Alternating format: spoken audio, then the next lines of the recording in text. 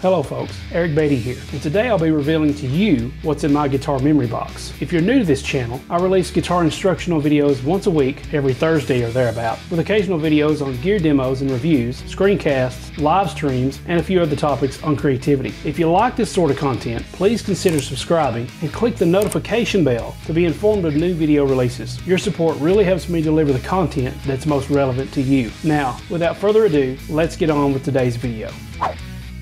Alright folks, here it is, my guitar memory box. As you can see, it says guitar box here. It's just a standard label that I put on there just so I would remember what it is. Nice little sticker of Musician's Friend on here as well.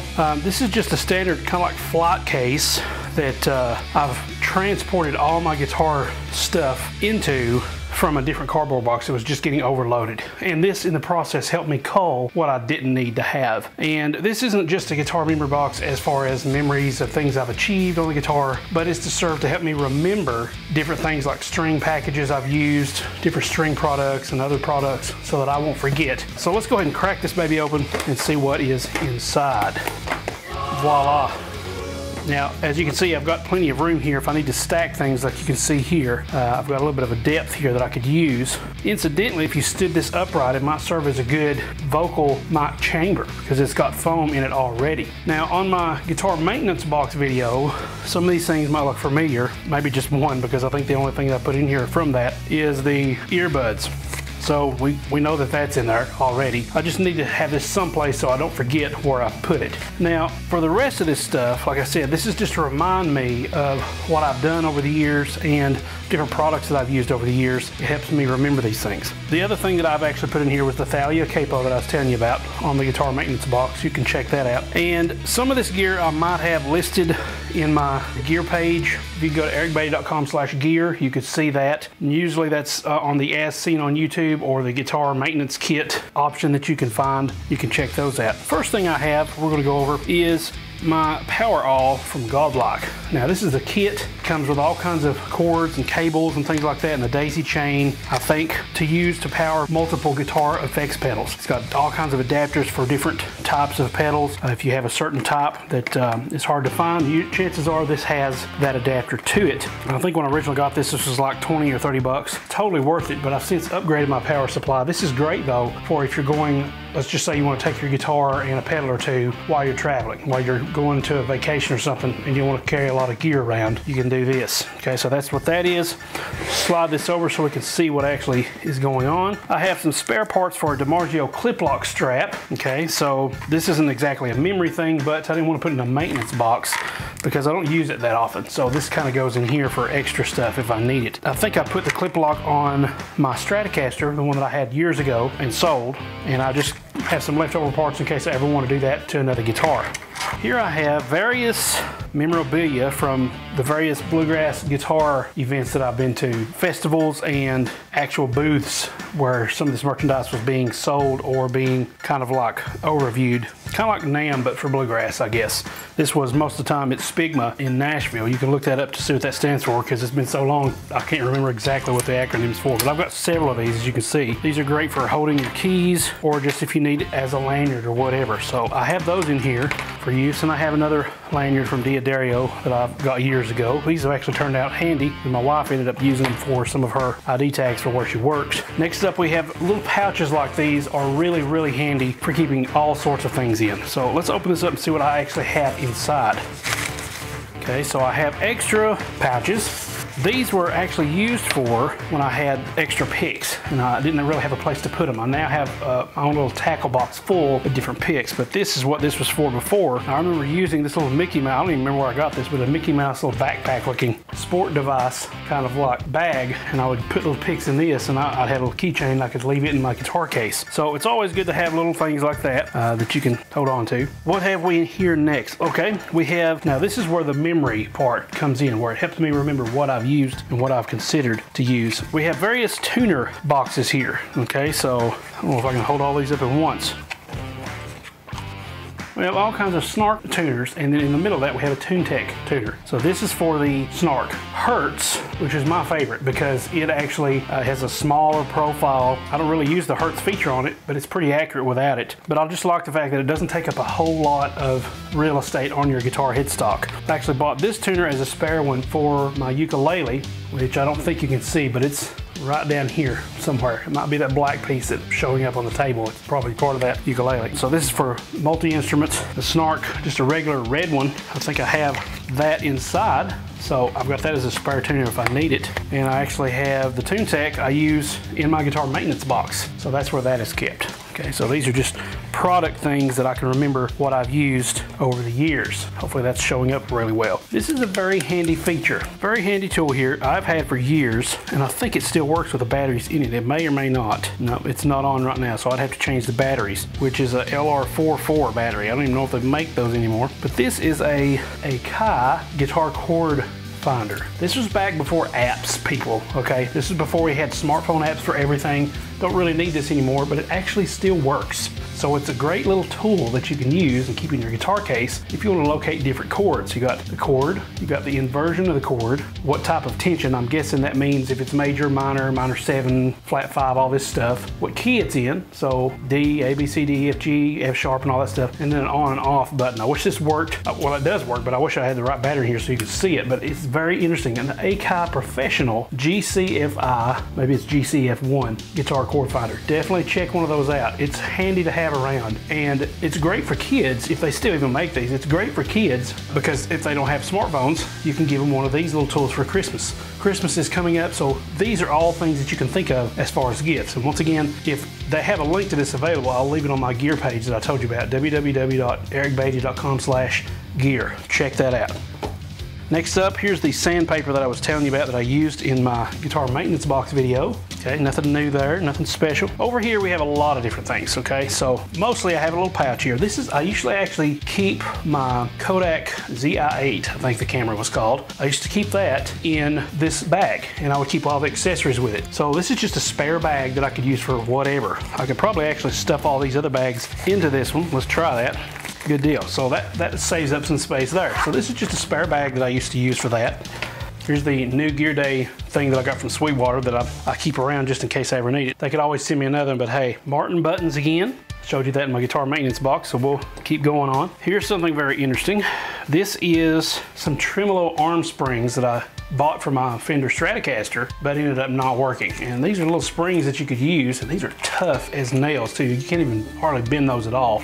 They're so tight. But I keep them around because why not, you know? I mean, I might be able to use them someday for something. A slew of capos. I think I showed a bunch of these to you in the guitar maintenance box video. Once again, we have the Page capos, and here are some Kaiser capos that I keep as spares. These, I always have these handy because I never know if I might have, if somebody that I'm playing with needs to borrow a capo. So I always keep a spare capo in my guitar cases for the most part. And these are just two that I happen to have left over in case anybody else needs to have one or whatever. So these are spare capos that I have. Spare bridge pins. I think these came from my old Fender guitar. I would like to get that guitar out and play some videos with that guitar for you guys because I haven't played that in forever, and I usually keep it in a down-tuned tuning because I haven't played it so long. I don't want the bridge or anything to mess up, so I lower the tension on the strings because of that. Okay, so let me go ahead and arrange some of this other stuff. So these are those bridge pins for that guitar. I'm running out of space here. And we have some more guitar spare parts. I've got a spare pot. I got some springs, a little guitar claw. This actually came, I think, with the trim setter that I got on my Strat. It's just an extra kind of claw extension piece. Yeah, there's the trim setter instructions that I kept and I no longer need. I wish I'd had these when I sold the guitar because I couldn't find them to include with the guitar, but that's what all this stuff is. And these springs are handy. Always save your springs. You never know if you have a different tension that you could use on your guitar. These all feel pretty stiff, actually. One of them feels kind of a little bit lighter, but those are just some spare parts there. See what else we got. Another old capo. I can't remember if I got this out of one of my grandpa's things. Seems like that's what I associate it with, but that wraps around your guitar neck, and then you have the toughest capo in the world, probably made of military grade steel or something. I don't know. Check out the spring in that bad boy. Look at that. That's ridiculous. How thick that is. Whew, crazy stuff. All right, now some more actual memory stuff. These are actually pins from where I participated in various Fiddler Jamboree events, mostly competitions. These were my numbers. I participated in 2011, 2009, 2016, 2012, in one sense or the other. So this may be individual, just me playing by myself in a guitar competition, or this is also from where I think I played with a couple of band entries where we would play together. And so I keep these for memory's sake, just to be sentimental, that I actually participated in guitar competitions. That's very sentimental for me.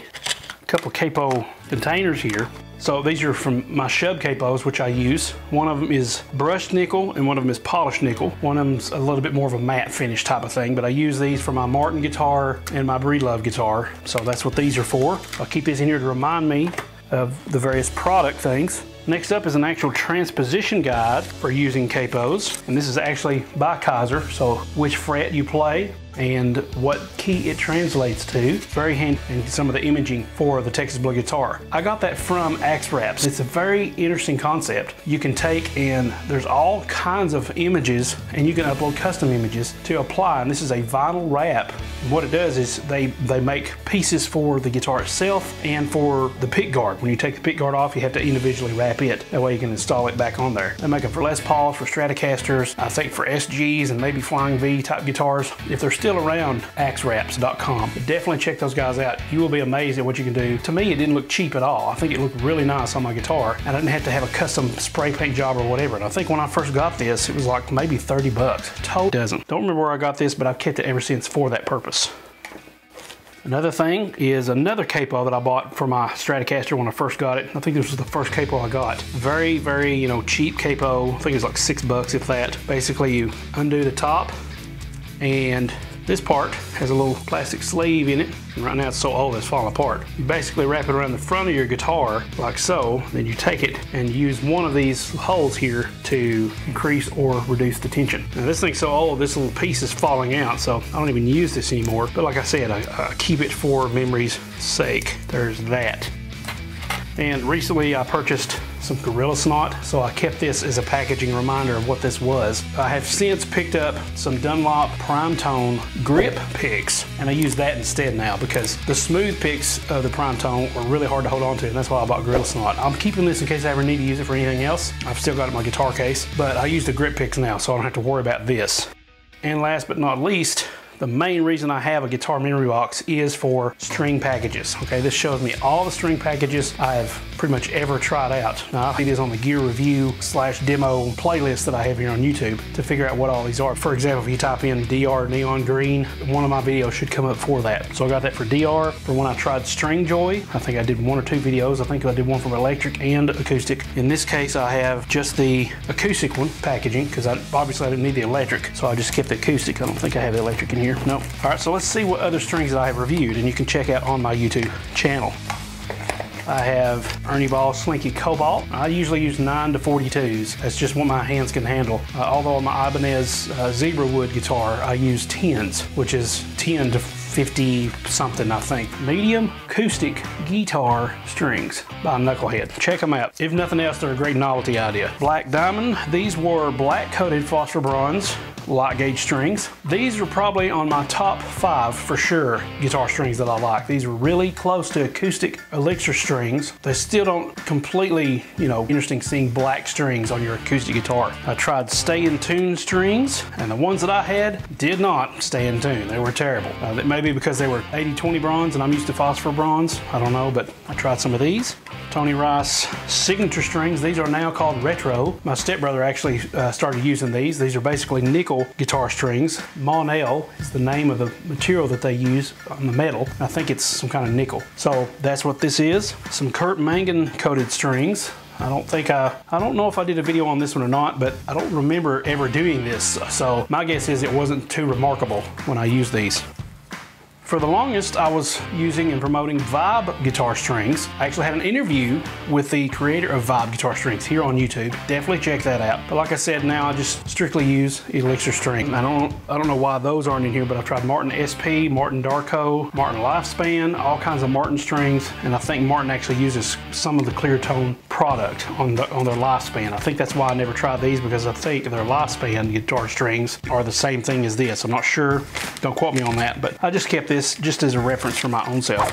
So that is what is in my guitar memory box. I don't think I'm gonna cull any of this right now. I kind of did that when I was looking through it again after going through my guitar maintenance box. What do you have? What are some comments that you would leave in regards to some of your memories that you would put into like a box like this? And what kind of box do you use? Do you use a crate? Do you use one of these kind of flight case things? Is it still in a cardboard box? If so, maybe you want to consider upgrading to something else. Maybe even like the little cubby box that I had for my guitar maintenance box. So that is what is all in my guitar memory box. Thanks so much for watching this video. If you like what you've seen, please be sure to subscribe and click the notification bell to be notified when I release new content here on my channel. Also, please be sure to check out any video cards or end screens I've placed in this video for additional resources related specifically to this video. And don't forget to check out the video description for more great links and resources to help you regarding today's topic. And if you feel the need, please